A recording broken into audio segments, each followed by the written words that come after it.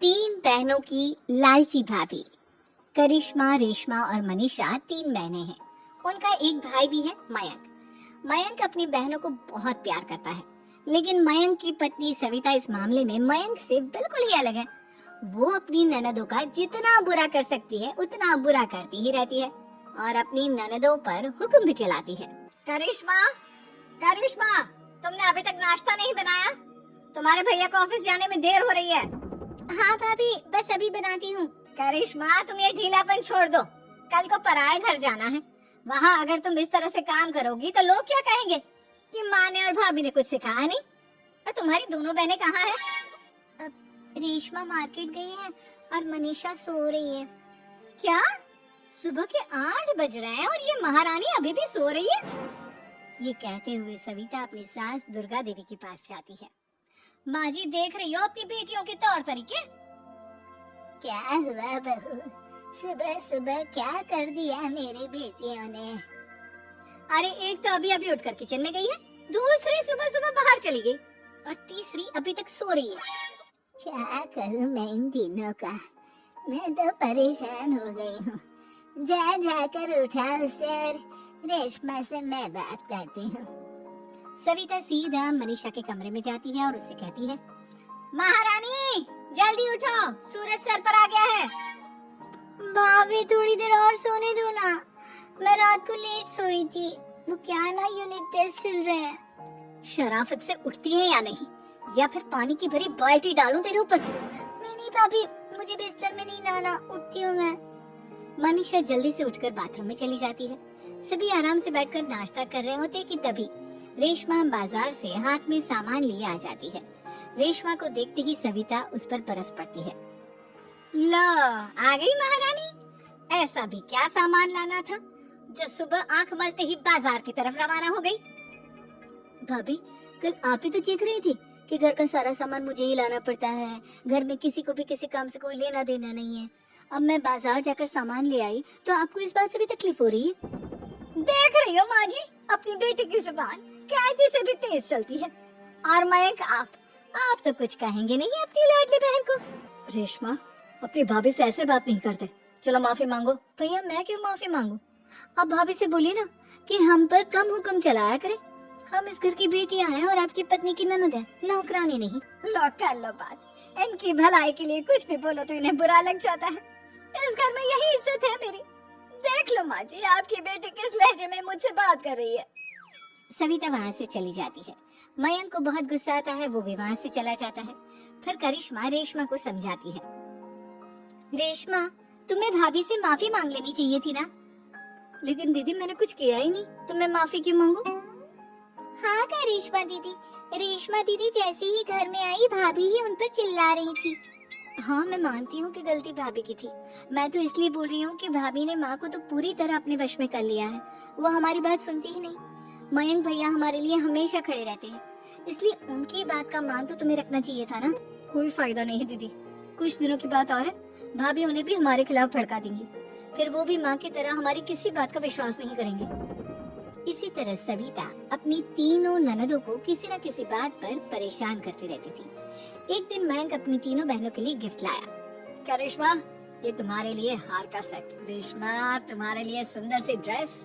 और मनीषा, तुम्हें किताबें पसंद है ना, तुम्हारे लिए किताबें लाया हूँ। थैंक यू भैया, थैंक यू भैया, थैंक यू भैया।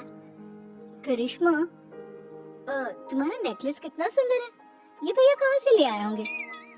मैंने भैया को 3 दिन पहले फोन पर ये डिजाइन दिखाया था और आज भैया ये ले आए।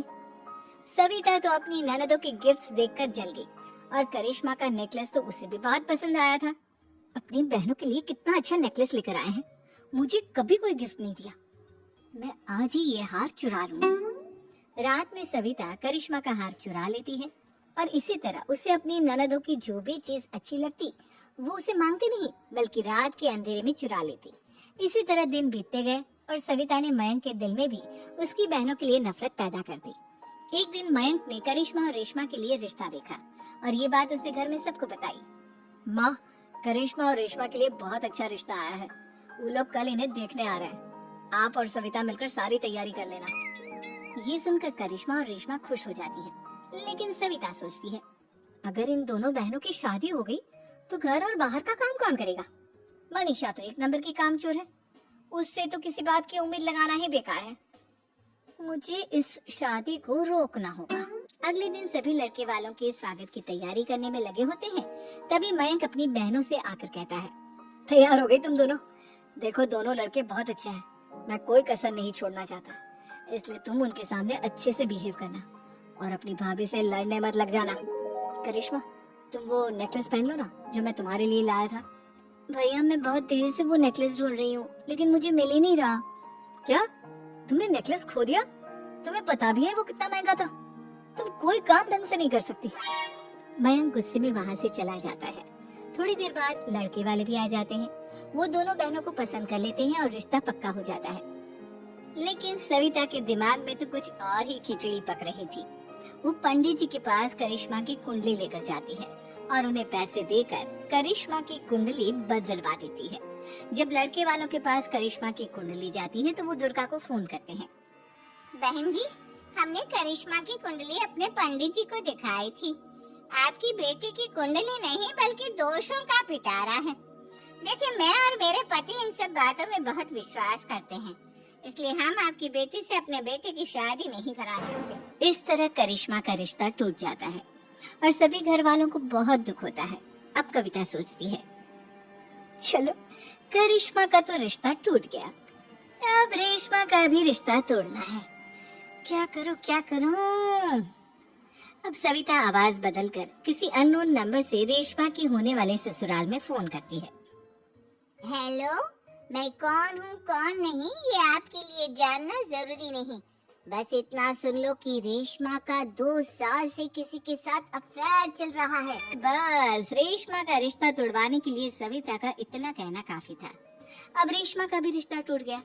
मयंक और दुर्गा देवी ने रेशमा को खूब खरी खोटी सुनाई और उससे बार बार उस लड़के के बारे में पूछने लगी। आप दोनों मुझे क्यों परेशान कर रहे हो?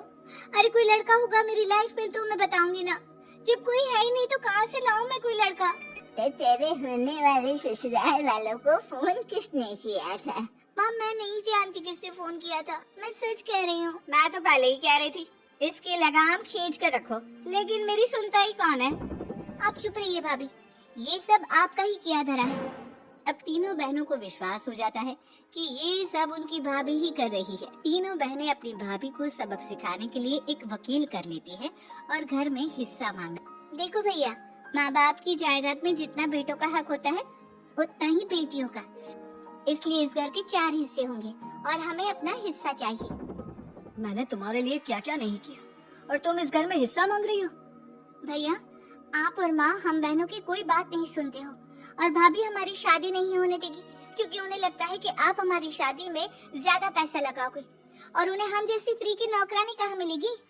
तो हम भाभी के साथ तो रह नहीं सकते, हम बहनों को अपना हिस्सा चाहिए।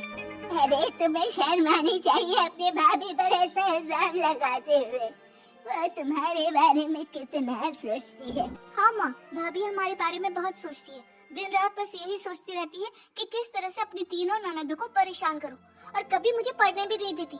दोनों बहनों का रिश्ता भी तो इन्होंने ही तोड़वाया है और रात में हमारे कमरे में आकर हमारी चीजें भी चुराती हैं। इसी तरह सविता की तीनों ननदें अपनी बात पर अड़ी रही।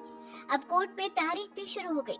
जब सविता को लगा कि उसकी तीनों ननद इतनी आसानी से नहीं मानने वाली, तो उसने अपने पति और सास को सारी सच्चाई बता दी और अपनी तीनों ननद से माफी मांगी। मयंक और दुर्गा को भी अपनी गलती का एहसास हो गया। अब सविता खुद करिश्मा और रेशमा के लिए अच्छा रिश्ता ढूंढती है और उनकी शादी करवाती है।